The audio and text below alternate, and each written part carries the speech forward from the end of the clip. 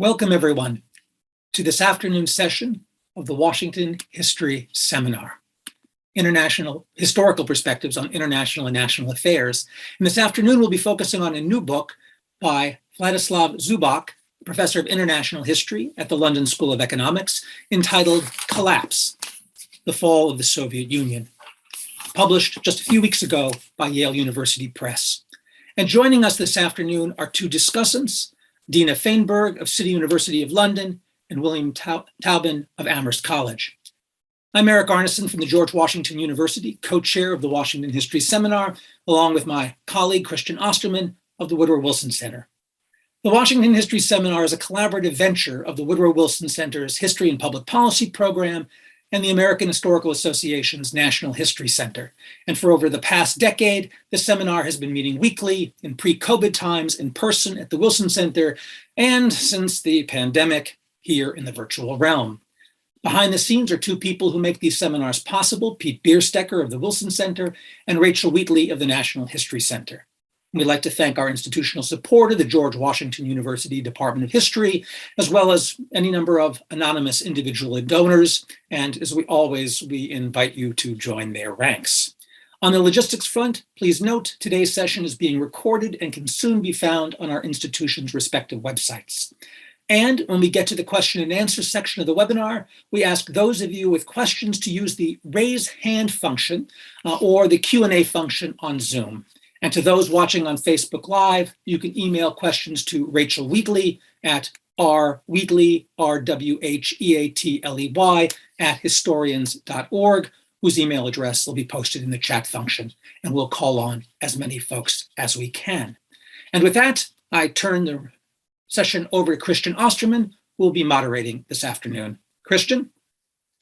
Thanks, Eric. It gives me a great pleasure to introduce a world-leading expert on the USSR and the Cold War, former Wilson Center Fellow, and a dear friend, Vladislav Zubok, who grew up in Moscow, where he is currently, where he's coming to us from, lived and taught in the United States between 1993 and 2012, and since then has been teaching at the International History Department at the London School of Economics.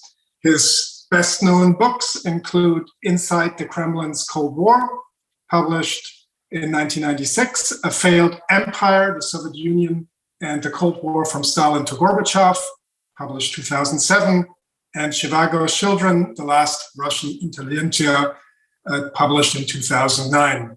As I said, he is now teaching, he now teaches at the LSE, has been a triple fellow, I'm not quite sure how he pulled that off, but has been a triple fellow at the Wilson Center. And so it's just with a great delight to welcome you back, Vlad, to at least virtually to the Wilson Center, to the Washington History Seminar, to talk about your new book, Collapse, the Fall of the Soviet Union.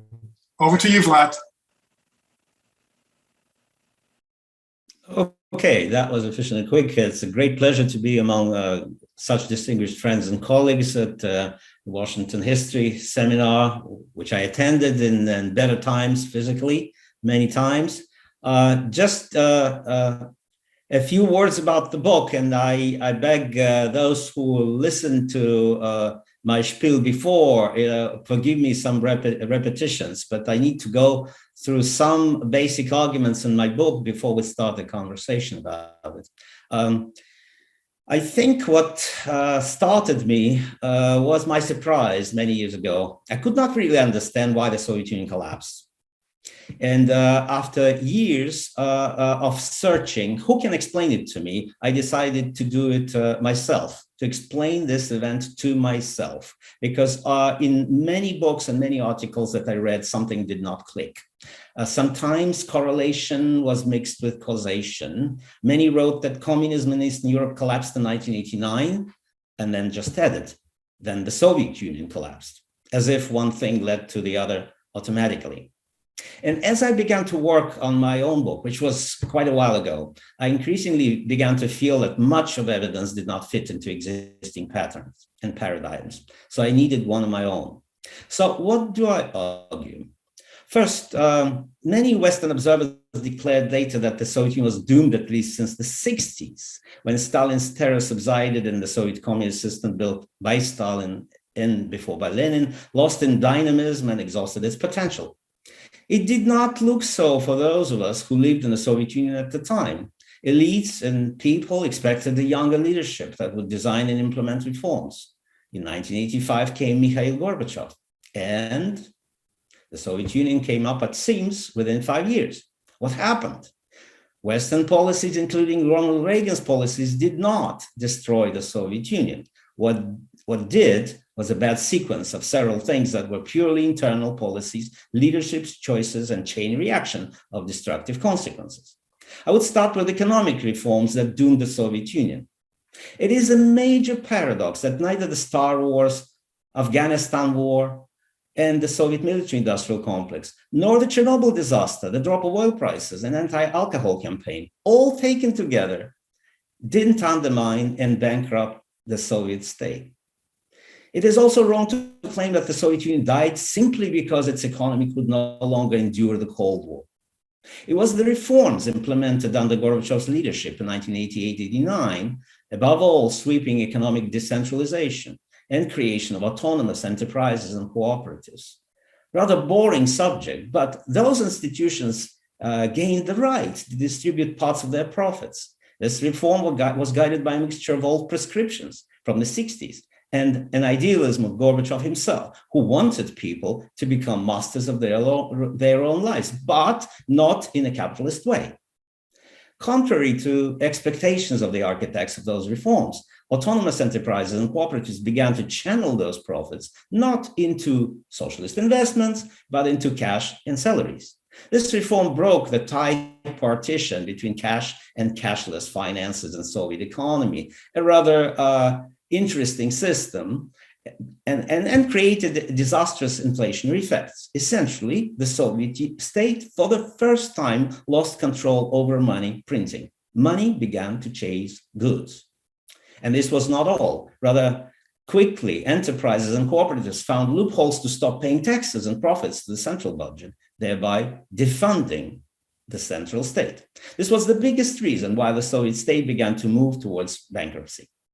The ruinous effect of this reform was greatly aggravated by Gorbachev's speedy political liberalization of 1989-90. Gorbachev wanted to motivate people. Instead, his semi-free and then free elections, glasnost, and freedom of discussion led to a cascade of separatist movements. Most far-reaching separatist movement was what I call the Rexit, Russia's rebellion against the Union. This was a complicated phenomenon where conservative nationalism met with liberal democratic strand. But in June 1990, it led to the declaration of sovereignty of the RSFSR, the Republic of Russia at the time, and the decision of its legislature that Russian laws are above Union laws. Instead of suppressing this separatism, Gorbachev refused to use force and sought to incorporate the separatism mostly with legal political means. This effort might have succeeded had the Soviet Union not been already in economic and financial decline. Yet, in conditions of rampant stagflation, Gorbachev's efforts to patch up the Soviet federal state by political means were doomed. The last chance to keep the Soviet Union together by non-lethal means was a radical economic reform that would have created a powerful centripetal effect, because all republics, after all, were bound by one economy and one currency. There were a couple of watershed moments during the 1990 when Gorbachev could do it, but for various reasons, he missed those moments. Russians and non-Russians concluded that economic problems could not be solved under Gorbachev's leadership. This became the most powerful driver for Russian and then Ukrainian separatism. Among the Russians, this propelled popularity of Boris Yeltsin, who became Gorbachev's nemesis. In late 1990 and early 91, the Russian Federation and other republics stopped paying taxes and sending their profits to the central budget. This finalized defunding and bankruptcy of the central government. In my view, the role of falling oil prices in bankrupting the Soviet state has been greatly exaggerated. This did create a problem with the balance of payments and export-import operations. Yet, by far more serious factor was the abrupt end of medium-term foreign credit from the end of 1989 on. This credit crunch was primarily caused by Gorbachev's political reform and the increasing autonomy and then separatism of the Union's republics. Foreign banks waited for the outcome of political uncertainty to resume their crediting lines. This never happened. In the end, the Soviet foreign debt stood at $65 billion, a big jump from the few years earlier, but Moscow in 1991 had to pay to the West less than $4 billion of arrears. $4 billion should not be an amount that crushes the back of a superpower with huge supplies of oil, gas, gold, and more. The Soviet state could have easily plugged this hole had the central government took back from enterprises, such giants as Gazprom and nascent oil companies, the right to export oil abroad by themselves, and would have taxed them properly. Instead, huge oil profits made their way to offshores, to banks in London, etc. At the end of 1991, there was not enough oil in the Soviet Union at state-regulated prices to refuel incoming and outgoing planes. I would like also to say about the thesis that the Soviet Union was the last empire. We're all taught that empires fall. And what was so extraordinary about the Soviet Union was not that it went away, but how it collapsed, how quickly, how much of it happened because of concessions from the center, not because of rebellion and national liberation movements on the periphery. In my book, I recenter the story back to Moscow, to the feud between the Union government and the leaders and elites of the Russian Federation.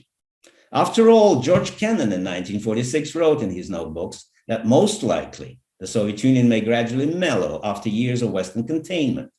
Yet this mellowing, Kennan concluded, would be never complete.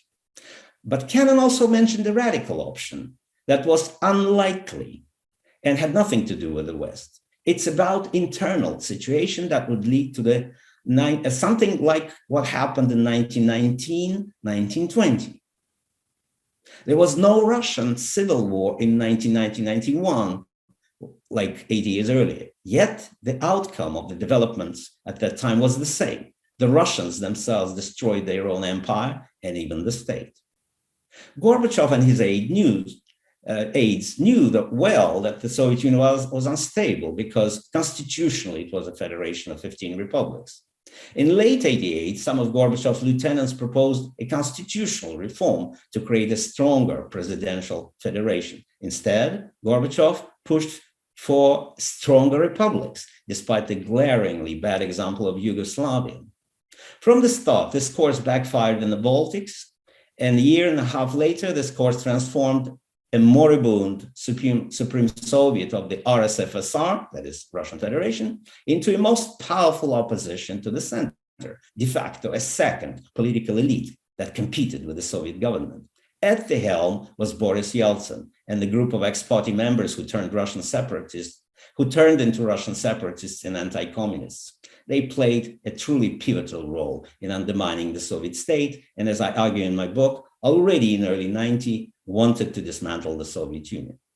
A strange coup of August 1991 gave them power to do so. The role of Ukraine in the Soviet collapse had been highlighted and quite exaggerated in recent years. I would argue that the Ukrainian factor was not central to the story of the Soviet collapse. It was a cause rather than the consequence of this collapse. It was not the cause, but rather a consequence of this collapse. The real cause was the implosion at the center. The same can be said about the role of the Balts and their struggle for independence, with all respect to the struggle. Some Baltic pro-independence leaders began to see a unique chance of exiting the Soviet Empire at the end of 1988. By the end of 1989, many people in the Baltic republics already viewed it as an urgent necessity, an escape from an approaching economic chaos, a probable political backlash against the failing Gorbachevian perestroika. For the Balts and then for Ukrainian nationalists later, the Russian tug-of-war in Moscow, emblematized by the feud between Yeltsin and Gorbachev, was a gift from heaven. A unique split at the center of the empire benefited their bid for national independence. Later, Brent Scowcroft, the national security advisor to President Bush, was on the mark when he recalled Yeltsin was maneuvering so that the Ukraine would be the proximate cause of the breakup of the Soviet Union. A few words about the Western factor. I deny that Reagan's policies and actually Bush's policies sped up in any way the Soviet disintegration. What was surprising, and I write about it in my book, was the search by all participants of the internal Soviet drama.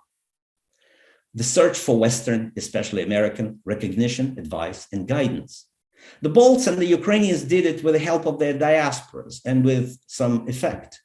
The Russians did it rather blindly, naively, and emotionally. The most remarkable part of the story was the desire of both Gorbachev and Yeltsin to lean on the United States and follow its guidance and advice. Western observers, including George Bush in the White House, were puzzled and confused. They did not understand why the Russians were moving to undermine their own empire and even their own state. Moreover, the much feared Russians suddenly asked the West for money and a plan to reform their economy. They even asked how to govern their country. Yeltsin's foreign minister told Secretary of State James Baker in August 1991. I'm speaking about Andrei Kozyrev. The Soviet Union is disappearing. Normal guys came to power in Russia. Doesn't matter if they're good guys or idiots. They simply want to stay close to you. You need to support them. Give them a new Marshall Plan. Close eyes to everything. Just give money. When former enemies for so many years at their throat suddenly became friends almost at their knees, it is understandable that American politicians became confused and incredulous. It was very hard for them to imagine that the entire Soviet Union could now be included into a Western orbit. Americans never wanted to invest into a collapsing Soviet economy. Their idea was of a Russia turning into a third-rate power without the dreaded Soviet military might. By the way, it was the same objective as in NSC 20/7 written in November 1948, to assure that any regime or regimes which may exist on traditional Russian territory do not have sufficient military power to wage aggressive war. There were two trends inside the Bush administration in 1991 towards the process of the Soviet collapse. One can be called the Baker line, a neutral stand, let Russia and other republics to sort it out among themselves. Baker actually even preferred some kind of a union, perhaps a weak confederation. There was, however, another line called the Cheney line, meant to use the Russian times of trouble to separate Ukraine from Russia. Ultimately, the Bush administration sought to steer clear of any engagement, even with regard to the Baltic states, and until the last moment with regard to Ukraine. The US leaders were stunned by but relieved at the sudden disappearance of the nuclear superpower that threatened the West for so long. Western politicians were fully aware that their policies did not destroy so-called liberal empire. Acting pragmatically, Western leaders recognized Russia as a successor to the Union and the sole possessor of all Soviet nukes. That was the limit of the post-Cold War order. In conclusion, today is much harder to celebrate the Soviet collapse as an absolute win-win outcome, a victory for the West and liberal democratic order. Old certainties became contested. Many will still raise a glass to celebrate Gorbachev's epic failure to reform the Soviet Union. Yet, a Europe whole and free is divided again. Many Americans learn to worry about even their own democracy. At least they have elections to make a difference. The Russians will not get this chance anytime soon, as Gorbachev's demise turned out to be a springboard for Vladimir Putin. Thank you very much. Thanks so much, Vlad. Excellent. We'll go to our first commentator. Great pleasure to introduce now Dina Feinberg, Professor Dina Feinberg, who is Associate Professor of Modern History at City University of London. Dina is a historian of US-Russia relations, Soviet media, propaganda, and Cold War culture. She earned her PhD in modern Russian and modern US history from Rutgers University has held research fellowships at the Rutgers Center for Historical Analysis, the Center for the United States and the Cold War at New York University, as well as the Research Center for East European Studies at the University of Bremen. Dina is the author of Cold War Correspondence, Soviet and American Reporters on the Ideological Front Lines, 1945 to 1991, published by Johns Hopkins in 2021, this year. And together with Artemy Kalinovsky, she's the co-editor of Considering Stagnation, Ideology and Exchange in the Brezhnev Era, published in 2016. Dina, it's wonderful to have you with us. Welcome to the Washington History Seminar, and the Zoom room is all yours. Thank you so much for the introduction, and thank you so much for inviting me. I much anticipated Vladislav Zubok, and I'm very, very pleased to be here to celebrate it. Vladislav Zubok wrote an epic and mesmerizing account of the USSR's last years, months, days, and hours. Underpinning this book is a truly monumental work of historical research and thinking, which spans Russian and US archives, memories, interviews, government documents, eyewitness accounts, contemporaneous media, and much more. The book offers a close fly-on-the-wall account of perestroika and the events that led to the demise of the Soviet Empire.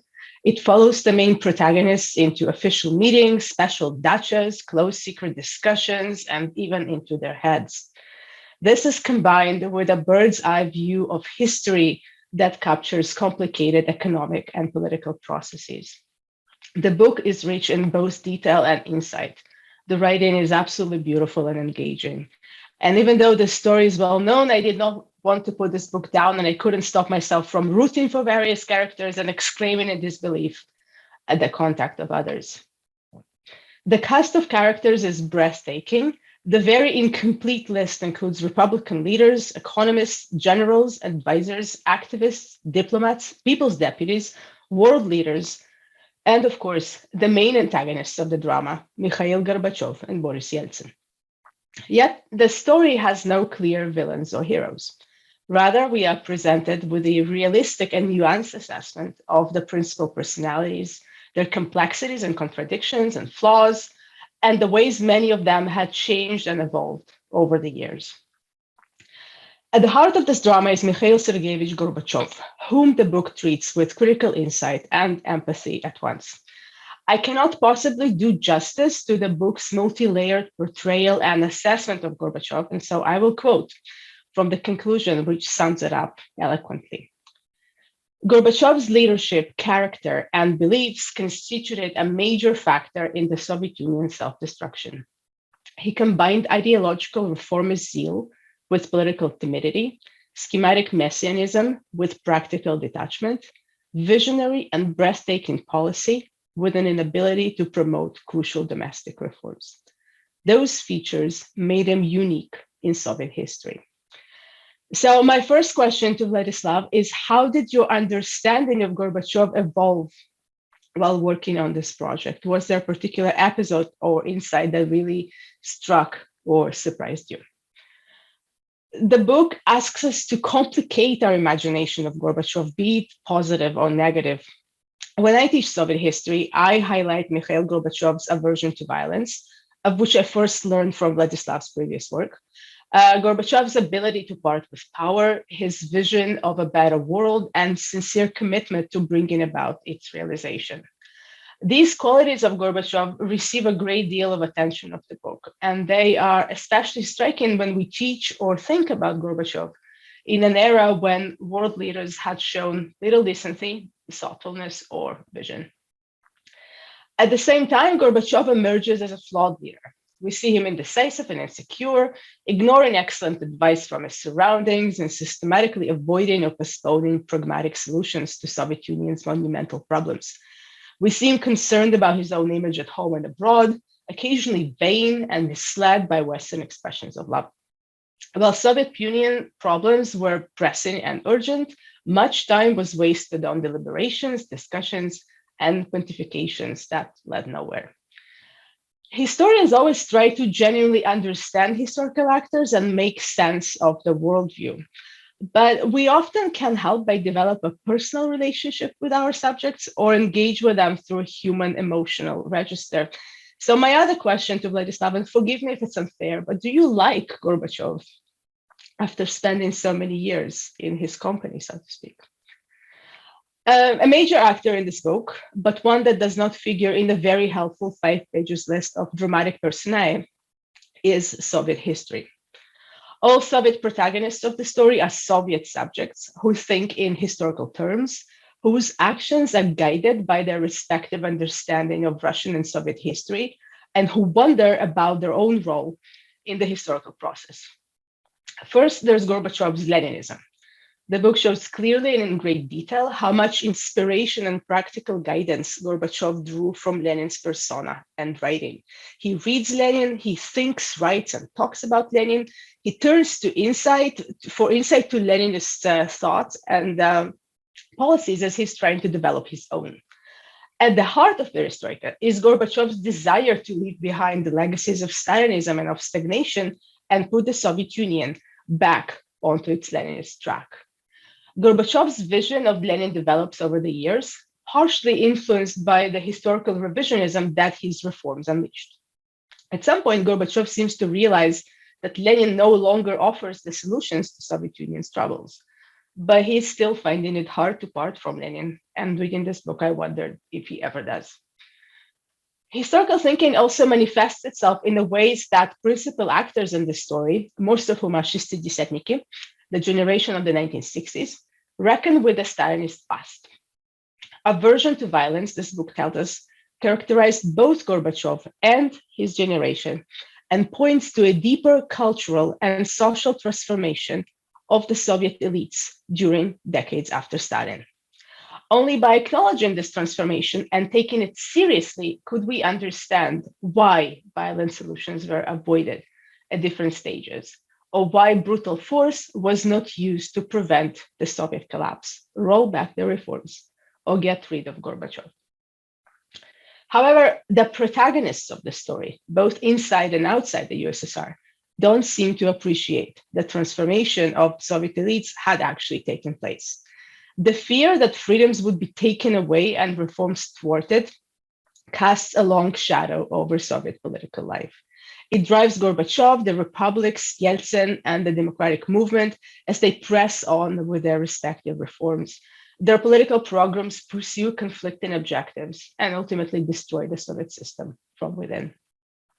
Fear of women and conservative backlash also shape the ways that foreign heads of state, diplomats, or foreign policymakers engage with Gorbachev and different Soviet actors during these years.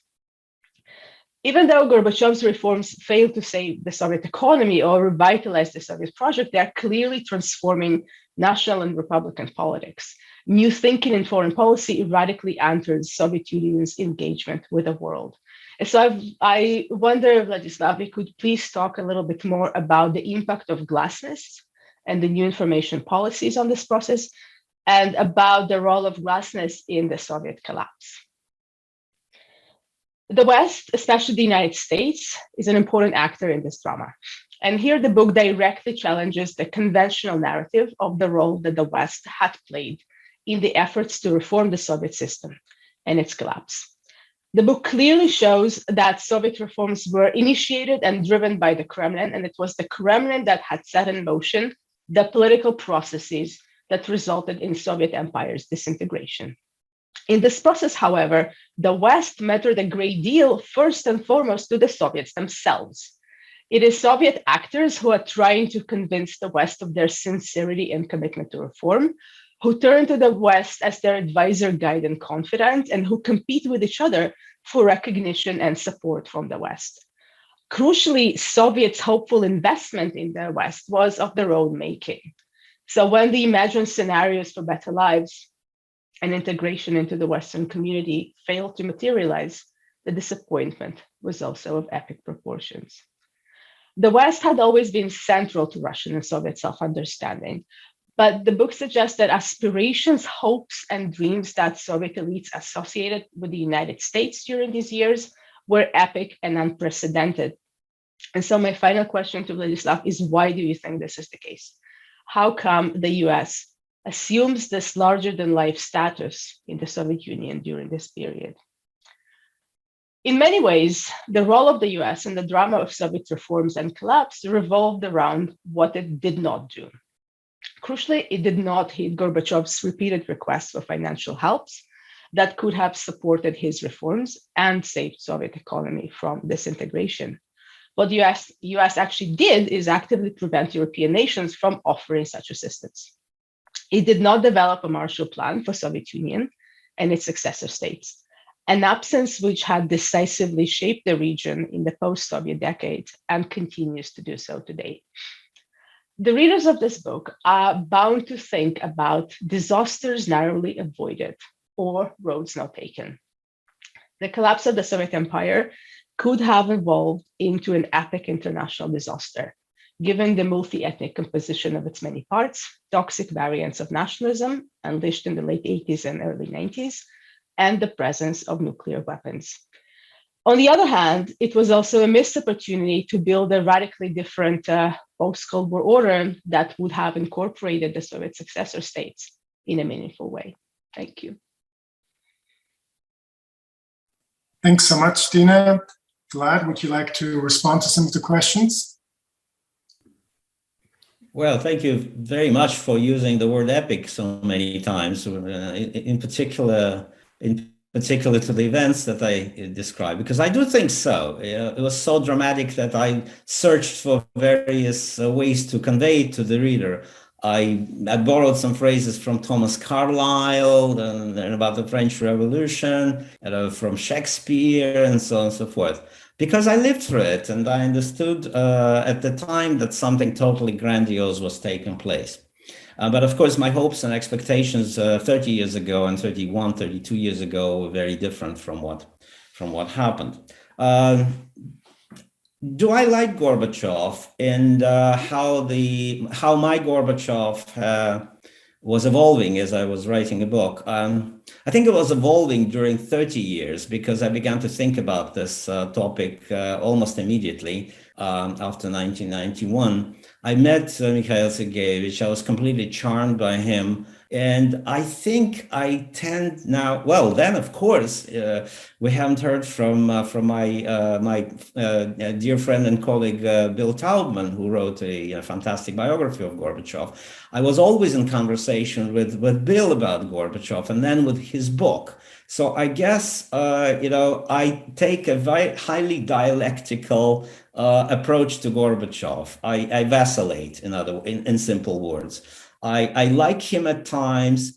I think what a great man he was, that he didn't use force. At times, I just wring my arms in absolute disbelief when I get to certain points and action was needed. And of course, I know that he didn't act, but every time I go through this moment and read transcripts of the minutes of whatever, the Politburo, the Presidential Council, I still kind of cringe and say, go do it, almost on a personal level. I root for him to the end. I used to root for Yeltsin, I should say. I no longer do as much as I did in the past. So I guess my sympathies evolved. Bill would never believe me, of course, but they evolved despite my critical attitude more to Mikhail Sergeyevich than to his antagonists, after all. On Leninism, I should make a distinction between Leninist practices and ideas, which Gorbachev, of course, rejected,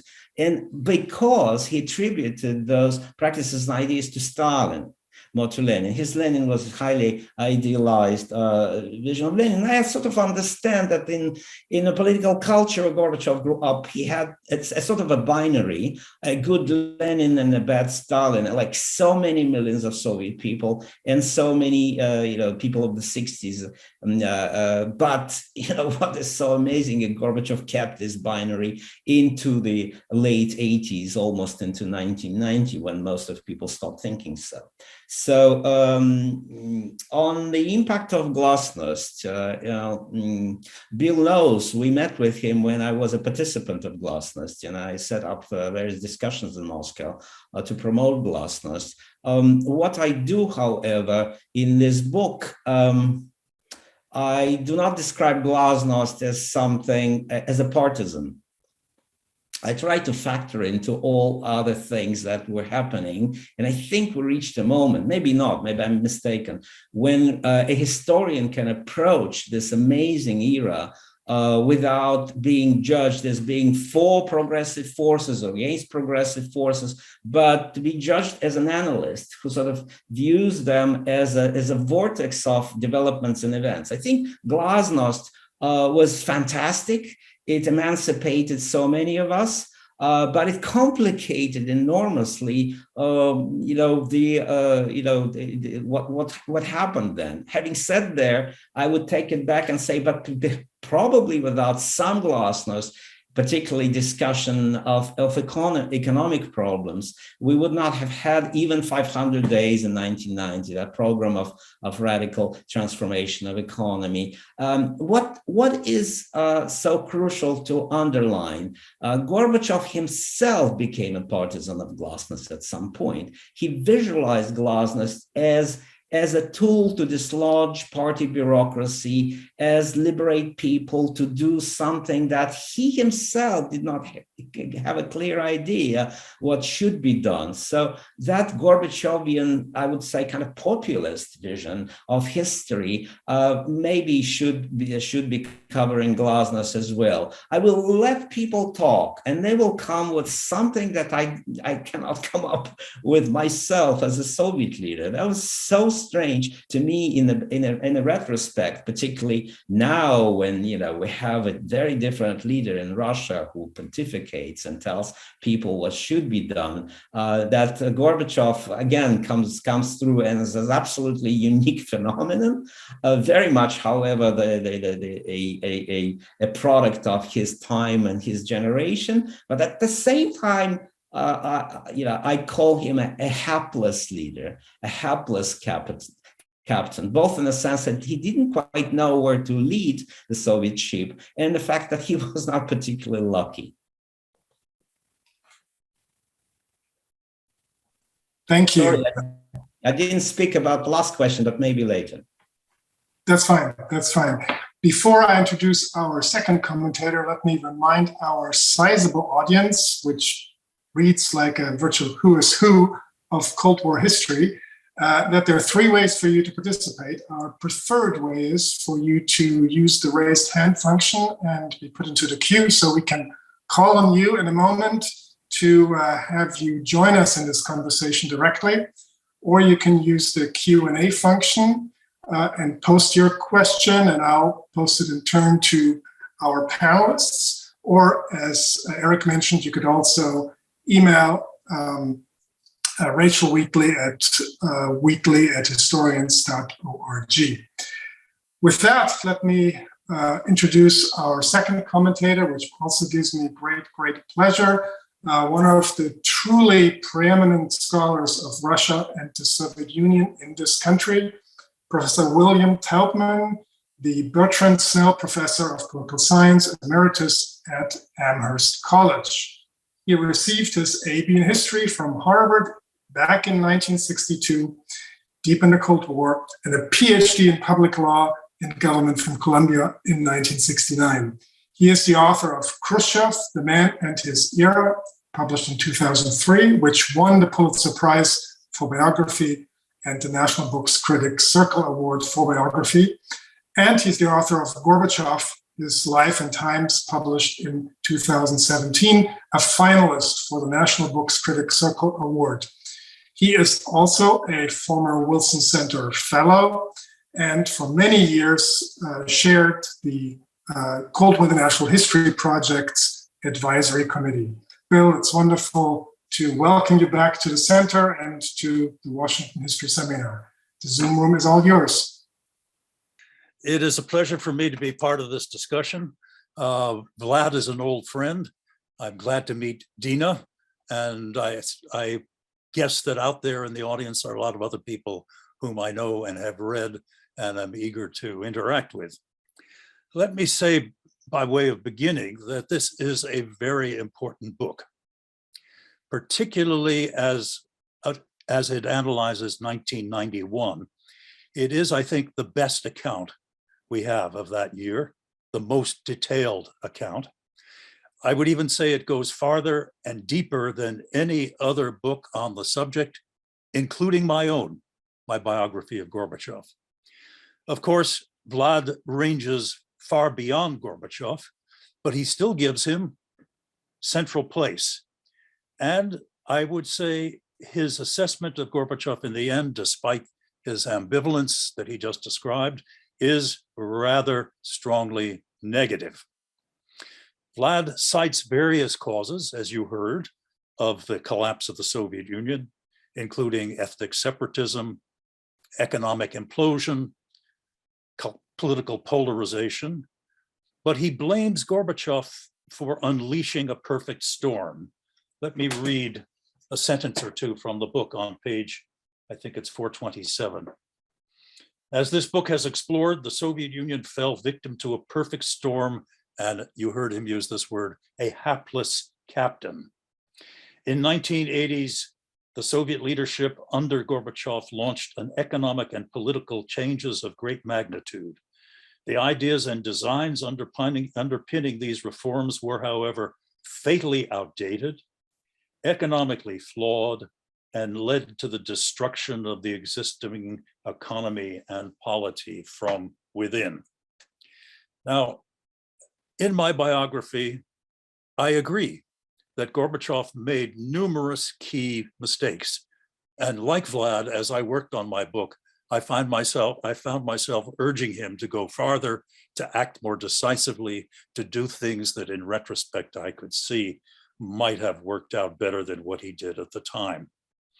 And I also agree that it is plausible to argue in retrospect, and even at the time, that the whole project of democratization that Gorbachev was attempting in a country that had never known for a long period a stable democracy was probably doomed.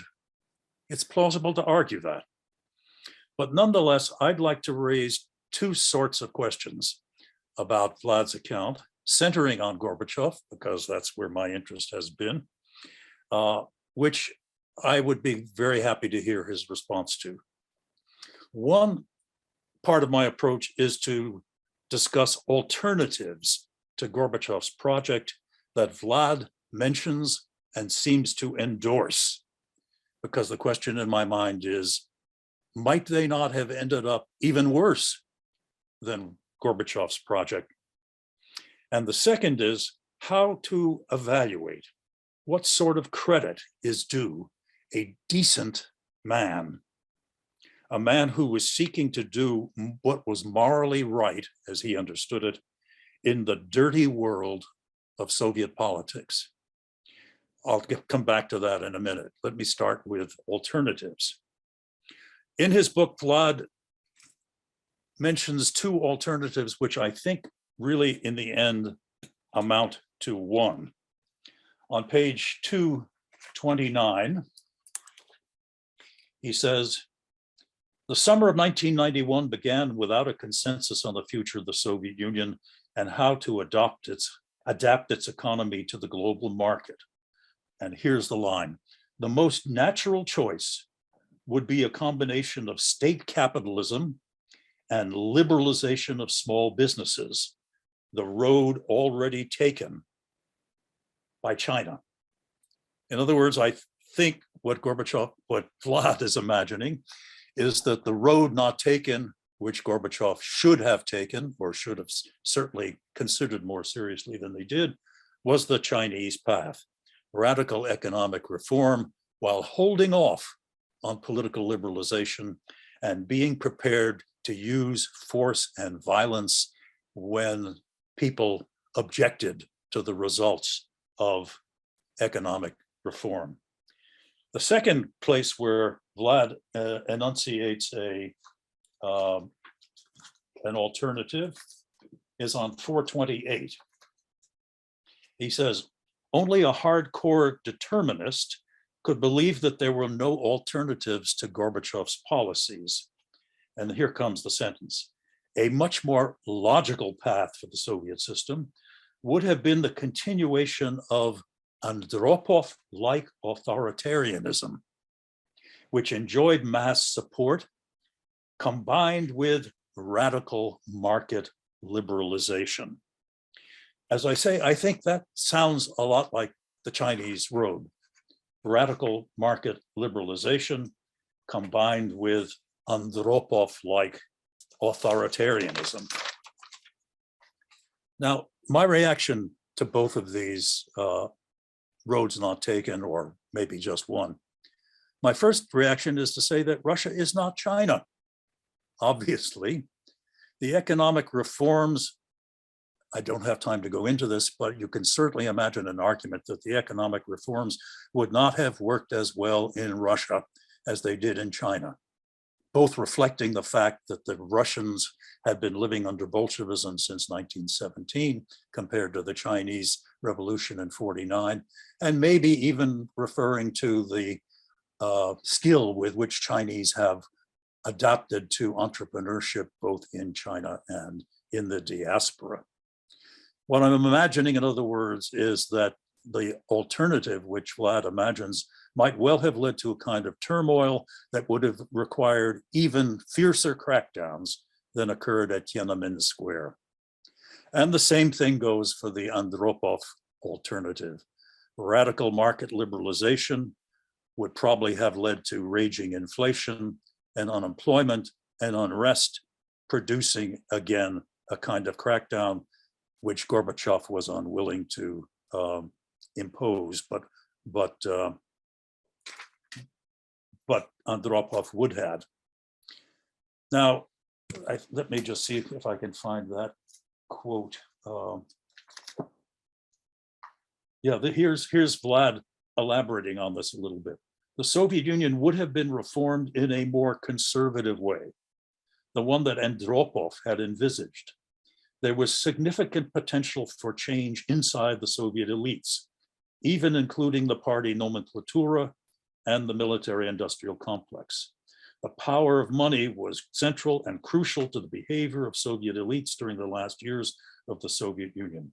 Had the Kremlin ruler, Gorbachev, made different choices to tap into this power, turning the existing elites into stakeholders of the transition instead of alienating them, even KGB officers would have supported state capitalism and privatization, just as they later did under Yeltsin and Putin. Now, Vlad also realizes that without Gorbachev, the Soviet Union might have scraped by for another decade. But in this imagination of the collapse, he says, might have scraped by for another decade and then collapsed more violently than in fact it did. So there's Vlad sort of imagining how his imagined alternatives might have turned out even worse than Gorbachev's project turned out. So much for the alternatives that I said I would take up. The second larger issue that I'd like to raise is this question of how a decent man who tries to be guided by morality can manage and should be evaluated in a country which has a tradition of violence. Here too, I have a quote from Vlad, I think. Yes, Vlad talking about Gorbachev says he preferred speeches to action, parliamentary consensus to violence, and the devolution of power to dictatorship. In a word, his messianic idea of humane socialist society was increasingly attached from the realities of Soviet power and economy. I just would like to cite from my own book, if I may, a quote from another Russian scholar who looks more kindly on the idea of trying to do good in the way that Gorbachev did. I'm referring to a quote from Dmitry Furman, who said, Gorbachev was, quote, the only politician in Russian history who, having full power in his hands, voluntarily opted to limit it and even risk losing it in the name of principled moral values. For Gorbachev to have resorted to force and violence to hold on to power would have been a defeat. well, a moral defeat. I guess what I'm doing is raising a question of how decent one can be in politics, which goes way back to Machiavelli and even beyond. Most observers would say, even those who are drawn to the idea of a moral politics, that there are limits to how decent one can be in politics. What to say that inevitably a politician to a greater or lesser extent must end up having dirty hands, to use that famous expression. Well, Gorbachev did dirty his hands, especially as he rose to power in order to get that power. And he also dirtied his hands from time to time when he was in power. But he tried to do some very important things, and he succeeded, at least for a while. He ended Soviet totalitarianism. He introduced free speech and assembly. He introduced mostly free elections. He, more than anyone else, I would argue, ended the Cold War, and he allowed the East Europeans in the countries of Eastern Europe, which had been under Soviet rule, to liberate themselves, but he allowed them to do so without using force. Well, yes, it all ended not so well. It all ended even badly. But to say that, does that not potentially risk ignoring the long-term positive effect? He's been very unpopular since 1991 because so many Russians see him essentially the way Vlad does, as a hapless captain of a sinking ship. But I guess the point I'd like to close with is another alternative view. Isn't it possible that he will end up at some time in the future, maybe decades, maybe even a century, who knows, as a symbol of a better way to organize Russian life, society, and politics? Thanks. Thanks so much, Bill, for this very thoughtful and powerful commentary. I'd like to invite Vlad to respond, and then we'll open it up to our audience. Vlad? Well, it was an important conversation, and I should return to what I've already said. I benefited so much from, now I can say, decades of conversations with Bill Tellman about Gorbachev. And not only with Bill, I was privileged to meet many of Gorbachev's assistants and advisors, with Georgy Shakhnazarov, with Anatoly Chernyaev, with Grachov, and many others. And I was under enormous sway of their intellectual power, and I would say moral decency as well. What I guess I try to do in my book is not to pass a kind of judgment on Gorbachev, but to reopen the conversation about what happened and to push against the established narrative. The established narrative, in part, is that Gorbachev is such a kind, moral man who succeeded in ending the most dangerous confrontation in the history of mankind, the Cold War, but for some unknown reason was unappreciated by his countrymen and failed to reform the country. So, the easiest way to conclude this narrative, particularly in the West, is to say that, the country was not ready for all those good things. That as Bill wrote himself in his book, the human material was inauspicious. I may be rephrasing it slightly, for such a moral, highly motivated leader like Gorbachev. I do use various historical analogies to Gorbachev, although it's very, very hard to find one, particularly in Russian history. We know that Russian reformers had to immediately confront the ingratitude of Russian intelligentsia, the difficulties of Russian multi-ethnic constitution, foreign policy problems and lack of appreciation from Western and other partners of what Russia was going through in a period of reforms, and so on and so forth. Gorbachev was not the first one to go through this. What was surprising to me, particularly looking at retrospect, is how much Gorbachev ignored all this. He ignored all historical lessons from the past. He came almost like a tabula rasa, but he wasn't. He wasn't. I was perplexed by the fact that the same Gorbachev would have recognized that if he would do this, there would be very difficult consequences. For instance, they discussed, Russian exit from the empire already around the summer of 1989. Way before the declaration of sovereignty by Russia. And yet what he did, he continued his course for stronger republics because he believed it was the only right way to proceed. I think it's a classic confrontation between his principles, moral in that case, because he didn't use force to impose those principles, and harsh realities of reform making in such a country as the Soviet Union or Russia.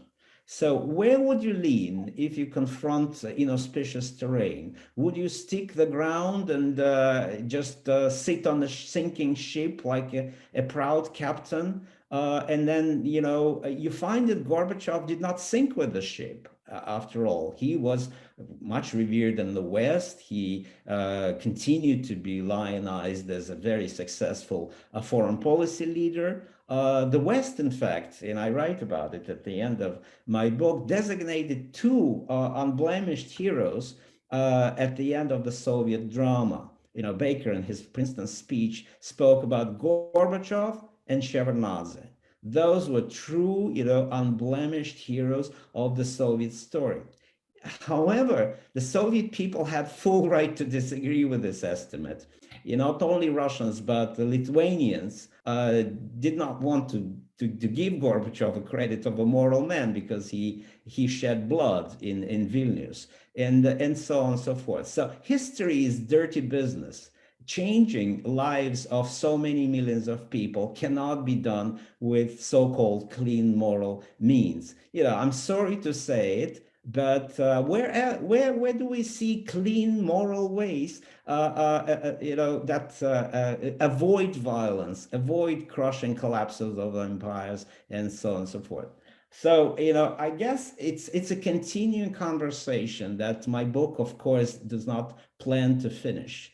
It's what I want is to continue it rather than to end with, canonical narratives that close the debate. Thank you, Vlad. Unless Dina or Bill, you have any further questions or rejoinders to Vlad, we'll go to our first audience member. Ambassador Avis Bowen, could I call on you to unmute yourself? There we have, yeah. Thank you, Christian. And thank you so much, Professor Zubok, for a fascinating discussion, and Bill Taubman and Dina as well. As a retired American diplomat who lived through these years, it was really fascinating to hear the discussion, and I really look forward to reading the book. My question was to some degree answered by the comments that Bill Taubman had, but I wonder if you could, history does not deal in alternatives, as we know, but I wonder if you could address how as I understand, you would have seen as more sensible to do a more conservative course.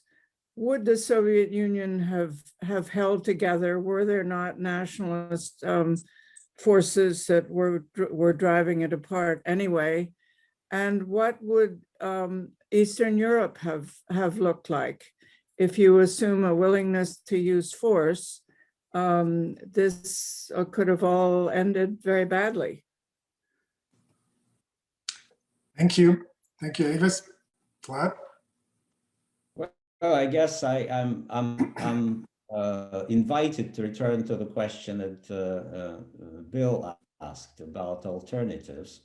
I would mention one. I'm not sure I would say that a Chinese way could have been applied, because at the end of the 80s, nobody knew what is exactly a Chinese way. It would become famous later on in retrospect. So here I don't blame at all Gorbachev for not paying closer attention to China. In fact, many Soviet economists did pay attention to China.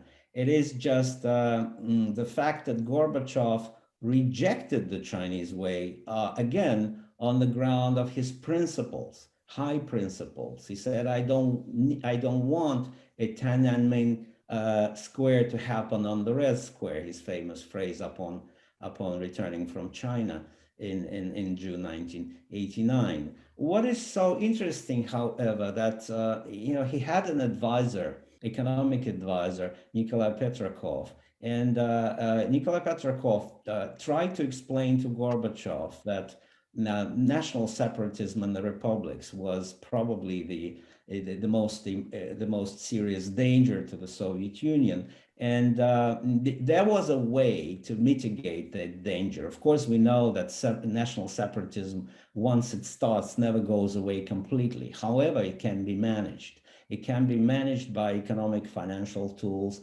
concessions, and so on and so forth. So Petrakov envisaged in around February, March 1990, right after the Balcerowicz reform in Poland, that you should start a similar kind of liberalization of prices in the Soviet Union, all across the Soviet Union, not in a separate republic, because the Soviet Union was a completely integrated intermeshed economy, but all over the Soviet Union. And once you start this, the energy of national separatism would, in part, not in total, be converted into the energy of economic entrepreneurship and the energy of market building. I found this an extremely convincing and persuasive approach. Moreover, the sources say that Gorbachev was taken by it. Gorbachev found in that a powerful new tool, and almost a magic wand with which he could, after all, prevent the inevitable Brexit, the exit of Russia, the Baltic problems, other problems.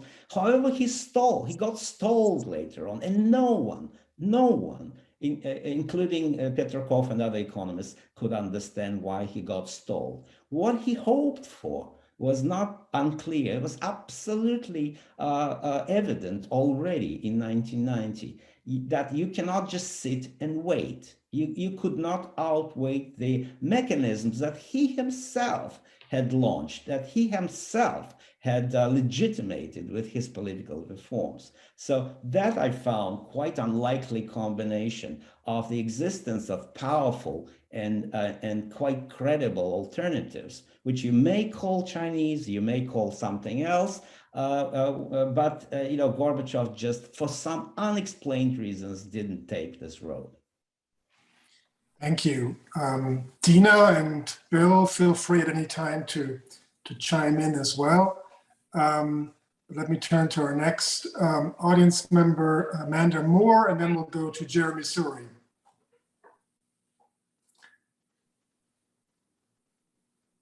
Please unmute yourself, Amanda.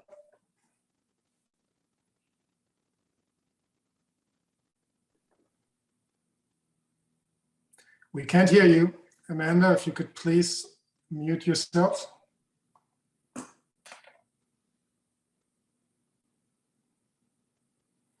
If we can't make that work, let's go to our next audience member, Jeremy Suri. Jeremy. Thank you, and congratulations, Vlad. I'm looking forward to reading your book as soon as I finish grading papers in the next day or two. And I've really enjoyed the discussion and the contributions from Dina and Bill. Vlad, I have two questions, but I think they're integrated as one. To what extent, and you've written about this elsewhere, should we think about the significance of the Soviet Empire beyond the republics, Afghanistan, the larger, of course, international empire? To what extent is that part of the story? How does that play into your analysis? And related to that, then your argument that there was to some extent an authoritarian alternative, a Chinese-like, or it sounds to me almost like a soft Chinese version. How then is that different from Vladimir Putin? I mean, you were clearly critical of Putin, but it seems to me that your sort of Andropov solution would be very much what Putin would claim he's doing, right? So I'm curious where your alternative differs in that sense. I'm expected to put in this position to either defend or accuse Vladimir Putin. It always ends like this almost. Thank you, Jeremy, for this. On the significance of the outer empire, it is always mentioned, what about Eastern Europe? What about Eastern Europe? I think the question about Eastern Europe was solved already in early 1989 when Gorbachev and all his like-minded people in the Politburo decided that Eastern Europe was a problem of the perestroika, in a sense that if Eastern Europe explodes violently, like, I don't know, Hungary in 1956, that would put perestroika or reforms inside the Soviet Union into extreme danger. So in their mind, the reformers, including Gorbachev, already separated, built kind of a firewall almost between what would happen in Eastern Europe and what would happen inside the Soviet Union. Usually Western analysts treat it as the outer empire and inner empire. And many people, including Mark Kramer, rightfully point to spillover effect. You cannot just get rid of the outer empire without jeopardizing the inner one. And truly enough, you may argue that even Boris Yeltsin, who was still a very much Soviet politician in 1989, under the impact of the collapse of the wall and the march to democracy and national determination in Eastern European countries, suddenly decided the future belongs to Russia, at some point, and begins to think, well, if Russia would destroy the great totalitarian empire and march towards democracy in the way, I don't know, Czechoslovakia did, he would become another Havel or Valenza, and he would join the club of grateful nations of the civilized world. It's an interesting kind of line of argument, and I'm sure it's entered the minds of many people, if not Yeltsin himself, but many people around them, because they articulated this later on. So it turned out to be difficult to build that firewall between letting the outer empire go and letting, for instance, the Balts and others go. So I'm not saying it was the problem that was minor. It was a huge problem of reforms. However, I've just said about potential to have a break. In a way, Pleshakov suggested to Gorbachev, shift the anger of the population from empty shells and clearly, disintegrating economy as a result of the previous policies of Gorbachev, don't mind, not only structural dysfunctions, not only Janusz Kornai deficit-ridden nature of Soviet economy, but because of previous reforms, cooperatives, enterprises, and commercial banks already were there, destroying the existing economy from inside. So it had to move on. You cannot just stand and wait for any kind of a consensus. And Gorbachev was a consensus man. I don't think it's fair to say that the only alternative to Gorbachev could have been Vladimir Putin. I mean, it's really narrowing down. Gorbachev could have, of course, easily been not easily, but at some point he was very close to tipping into that direction. He appointed people, after all, later on, such as Pavlov, that preferred a state capitalism and borrowed, quite readily from the examples of Singapore, South Korea, and so on and so forth. So had he done it earlier, Soviet history could have proceeded very differently. Thank you. Thanks, Vlad. We'll go next to Justin Burke. Justin, please unmute yourself. Yes, thank you. I'm just interested in what role did the botched hardliner crackdown in Vilnius play? Or not botched, but the abortive crackdown. Obviously, people died, but it did not achieve the results that the center hoped for. What did that play in the collapse of the Soviet Union? If events in Vilnius had unfolded in a different way, would the coup in August have unfolded? And if the coup didn't unfold, would the Soviet Union, or might it, still exist?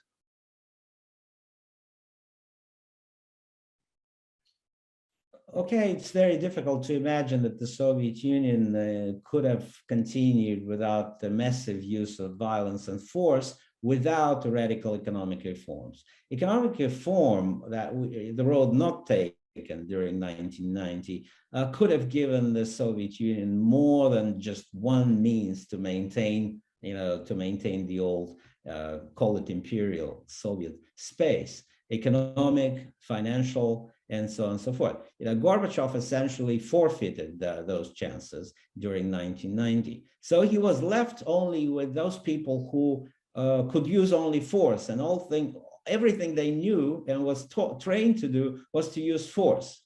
People like Khrushchev, Pugo, and others who would end up in a junta of August 1991. I think returning to Vilnius, that was the moment when so many people inside the Soviet Union and abroad and in the White House expected that could be it. That could be a tipping point when Gorbachev had realized that his course was reached the deadlock, that the only outcome of his course would be a collapse of the state, the collapse of the Soviet Union, and he was persuaded by the so-called hardliners to take a break, a violent break, a Tiananmen-like break. And I was told by some members of the Bush administration that they thought it was a major crisis when they heard the news about Vilnius. But after a few sleepless nights, nothing happened. Things botched into endless talk as always, and Gorbachev then sort of recanted and said that he didn't authorize force. So after that, many people, ironically, lost the last respect for Gorbachev. In those Democrats who had distanced from him but continued to have some hopes for him, completely gave up on him inside the Russian and put their stakes on the Yeltsin. Inside the Bush administration and in the West, they were hugely relieved, but also the new estimates by the CIA and other intelligence estimates were that the Soviet Union sort of had exhausted its potential even for Tiananmen-like crackdown after Vilnius because of so much resistance. And then, of course, that moment passed, and instead of using his absolutely dictatorial presidential powers, which were given to him by the Congress of People's Deputies of the USSR and were absolutely constitutional according to the existing constitution, Gorbachev preferred his usual way of delegating power to the Republican chieftains, including Yeltsin, allowed Yeltsin to run for the presidency of the Russian Federation, although it's mind-boggling, how could anyone expect the country with two presidents in the same city, Moscow, sitting in the same Kremlin, to somehow solve their differences and preserve one state? So I think the Baltic bloodshed was a tipping point in a sense, well before the August coup. Thank you, Bill. Yep. Yeah. Vlad, I'm not an economist, but I'm puzzled that you seem to think that radical market liberalization could have been a solidifying factor, facilitating factor for Gorbachev, when we know both theoretically and in practice, even under Yeltsin, once he took power, how disruptive radical market liberalization is, even if it didn't match up fully with the model of radical market liberalization, but the freeing of prices and the other things like that. What makes you think that wouldn't have created chaos itself?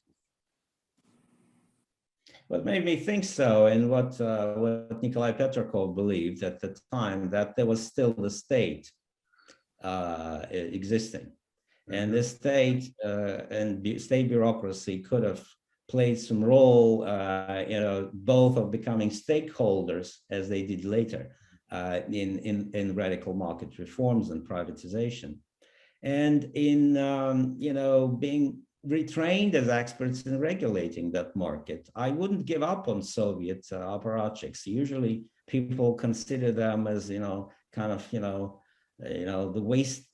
wasted material from the past. Look, most of them got retooled remarkably quickly. Many of them ended up in London with quite a few billions earned in a kind of strange entrepreneurial way. So I tend to be more empathetic and understanding of the Soviet managerial and bureaucratic class.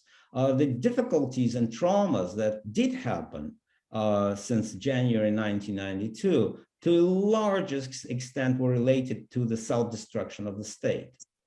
I don't exclude inflation, and resulting turmoil. After all, the Tiananmen incident of bloodshed was in part caused by inflation in China, as we all know.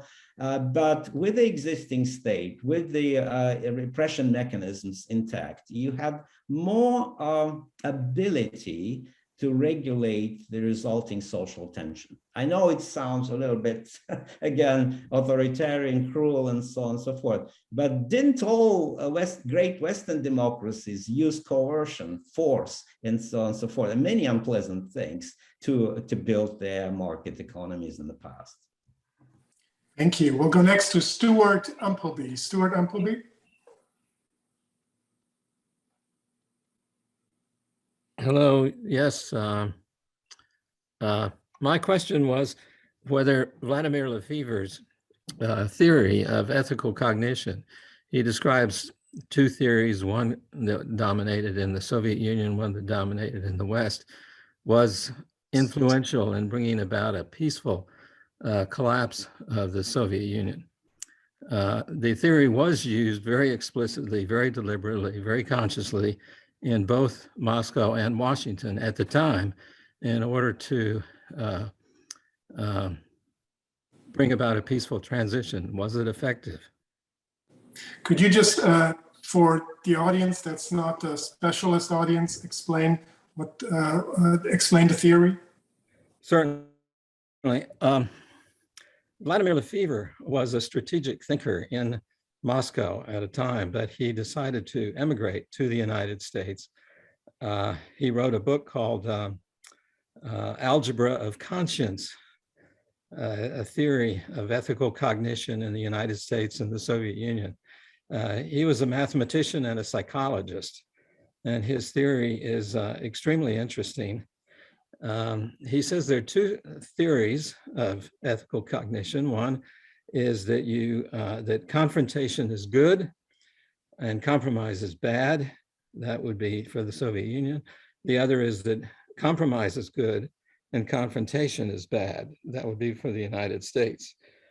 And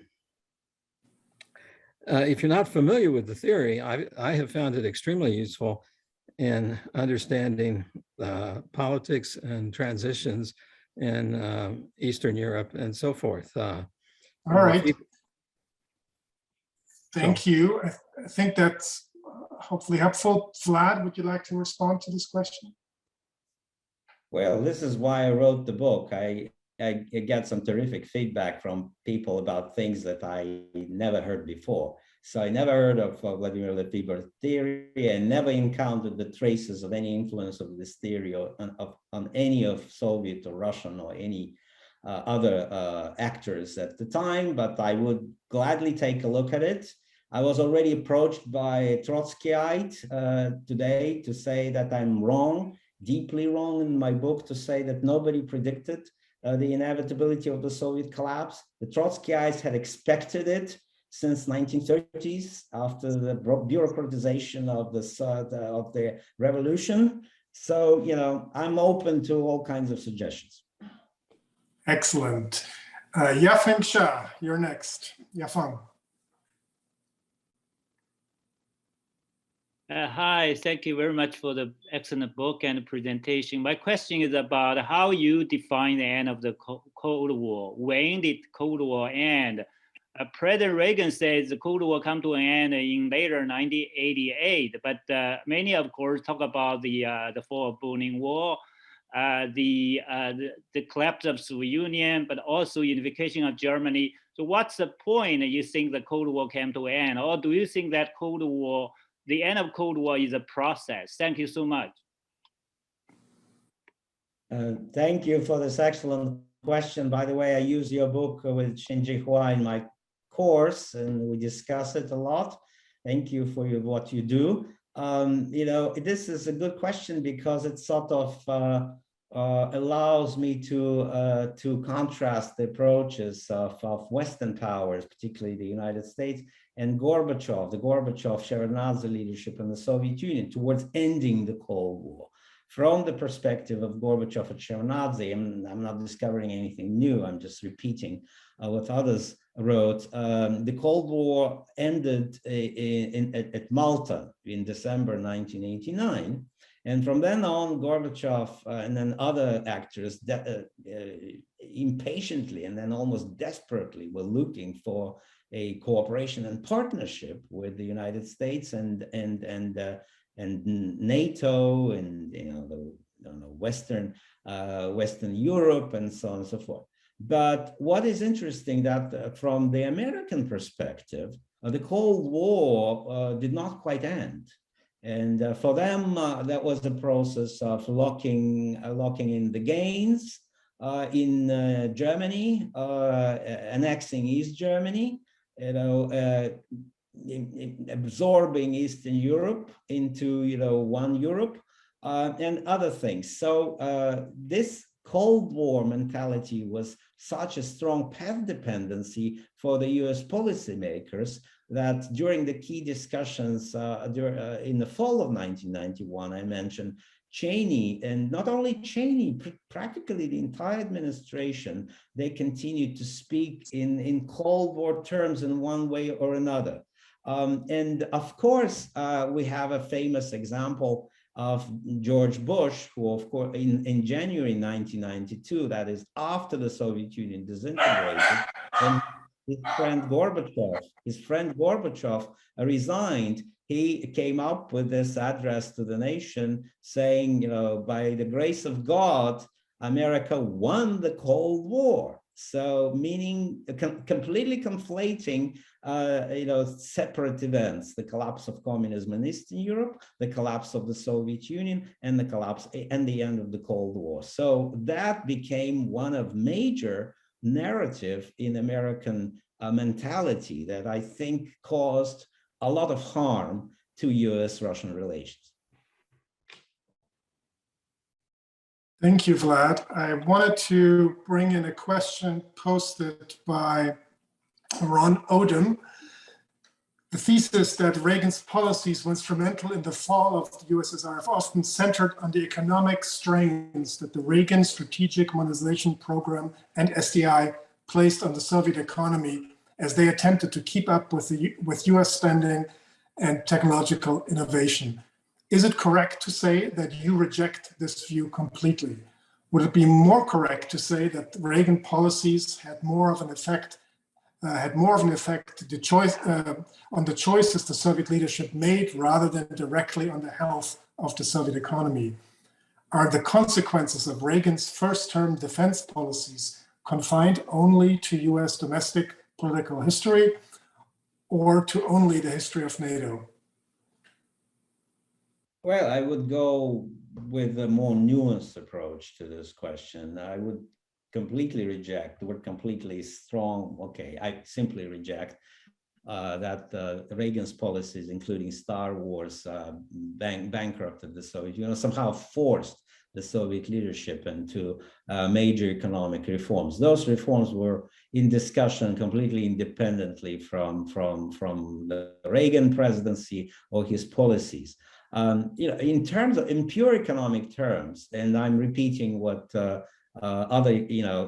what Soviet and Russian economists were writing on this. Of course, the Soviet military budget was big, and the Soviet economy was over-militarized. It accounted for 15% or so of the GDP, enormous number. But the Soviet economy could have sustained much more if necessary. What Reagan policies did not, force the Soviet Union to do, that was done by something else. That was done by Gorbachevian desire and idealistic design to convert Soviet militarized economy into something more viable. And he didn't do it because of, oh my God, we're losing arms race with the United States. He understood that race was over. But was he idealistic or not? I'll leave for historians to judge and for history to judge. But he thought so. But his project of enormous conversion of Soviet economy turned out to be completely unrealistic, unfortunately, pretty much like most of his economic policies. And I deliberately looked into what people inside the military industrial complex thought or wanted to do. Up to 1989, they were still in this competitive mode, I guess, but then they remarkably quickly switched to this conversion. Okay, they were told essentially that the Cold War was over after Malta. So already in 1990, they began to search for ways to reach their American partners, whom else, those whom they competed against, and develop joint ventures. And they were sincerely surprised when they were cold-shouldered on the American side. They couldn't understand why. So the story of 1990 is the story of incredible turning point, naivete, and rejection by the Americans of Soviet approaches, peaceful approaches, and completely, I found them completely sincere. Thank you. We have time for just a quick question, final question and response, and I'll go to Vladimir Lehovich. Please unmute yourself.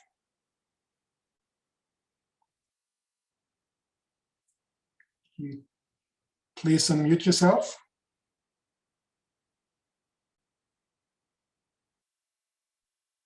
Well, that seems to be a problem. We can try Amanda Moore once more if you're still with us. She is not. I think we're running out of time here. Apologies to Vladimir, and we are just about at the end of our time here. Let me congratulate Vlad on his monumental, epic accomplishment. May it win you a Pulitzer as well. Thank you to Dina and Bill for wonderful, stimulating, thoughtful, provocative comments. Thanks to Eric for introducing us, and the final word goes back to Eric. Eric. Thank you, Christian, and also my thanks to Vlad, Dina, Bill as well. Please join us next Monday, December 20th at 4 p.m. when the Washington History Seminar returns for the final time in this calendar year.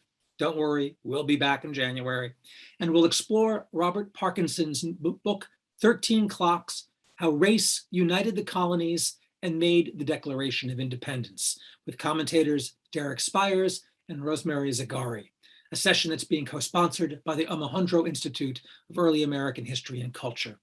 Till then, take care, be safe, and good night.